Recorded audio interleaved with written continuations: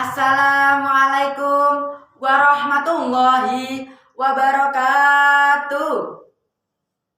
Alhamdulillahirabbil alamin wa bihi nasta'in wa ala umuri dunya waddin. Wassalatu wassalamu ala asrofil anbiya'i wal mursalin wa ala alihi washabihi ajmain, amma ba'du. Yang saya hormati Bapak Ibu Dewan Juri, dan tak lupa juga teman-temanku sekalian yang berbahagia.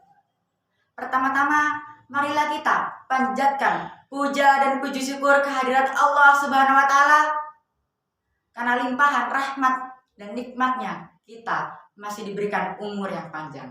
Alhamdulillah. Salawat serta salam semoga tetap tercurahkan kepada Nabi Agung kita, Nabi Muhammad Sallallahu Alaihi Wasallam. Nabi yang selalu menjadi panutan kita, dan kita tunggu syafaatnya kelak di yaumil akhir. Amin Allahumma. Para hadirin yang berbahagia, pada kesempatan kali ini saya akan menyampaikan tausiah tentang meneladani akhlak Rasulullah Sallallahu Alaihi Wasallam. Kita semua tahu bahwa Nabi Muhammad adalah manusia yang paling sempurna yang pernah ada. Beliau ditugaskan hanya untuk menyempurnakan akhlak manusia yang kala itu seperti binatang. Sudah dijelaskan dalam hadis, Nabi Shallallahu Alaihi Wasallam bersabda, sesungguhnya aku diutus hanya untuk menyempurnakan kesolehan akhlak. Hadis riwayat Al-Baihaqi.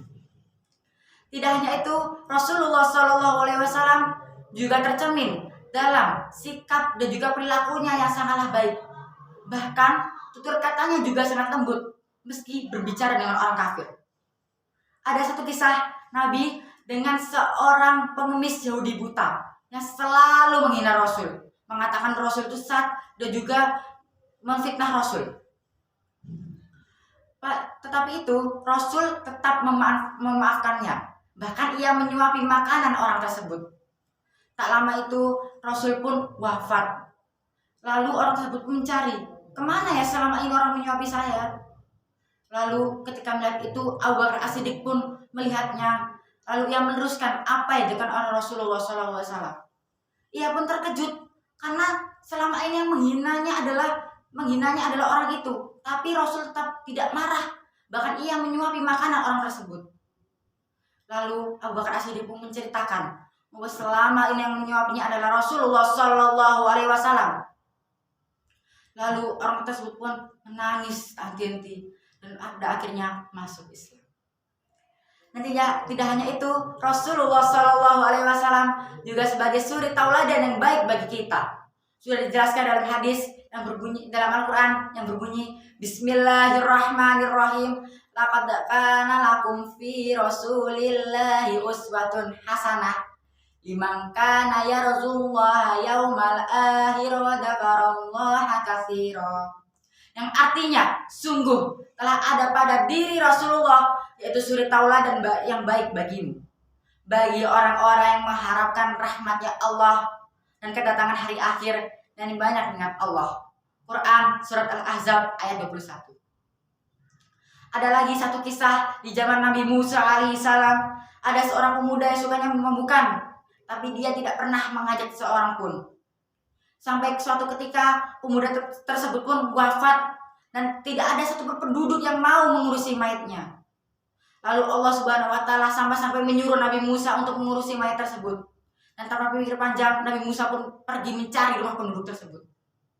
Dan di tengah-tengah perjalanan ada penduduk lain yang menyapa Nabi Musa. Hai Musa, mau kemana engkau? Saya mau mengurus mayat tersebut karena tidak ada mau yang mengurus mayatnya, hanya keluarga dan juga kerabatnya yang mengurusnya. Lalu penduduk tersebut menjawab, jangan Nabi Musa. Lalu Nabi Musa menjawab, kenapa? Karena pemuda tersebut selalu semasa hidupnya selalu minuman keras, minuman khamar. Jadi perbuatan sangatlah buruk. Lalu Nabi Musa alaihissalam bertanya kepada Allah Subhanahu wa Ta'ala, benarkah wahai Allah apa yang disampaikan oleh penduduk tersebut?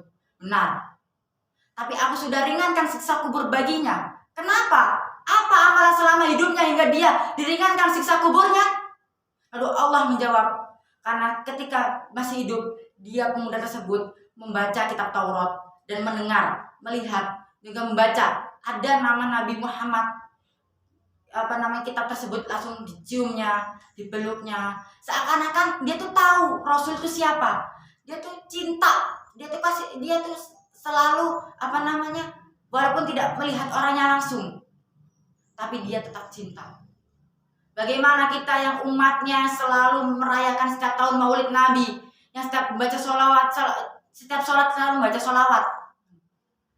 Dari dua kisah tersebut kita bisa petik pelajaran bahwa walaupun kita tidak hidup zaman beliau, tapi kita harus meneladani akhlak, sikap, dan juga bicaranya yang sangat lemah lembut dan juga cinta kepada Nabi agar kita mendapatkan syafaatnya kelak.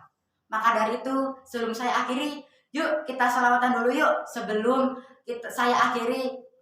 Salatullah salamullah ala toha rasulillah. Salatullah salamullah ala yasin habibillah.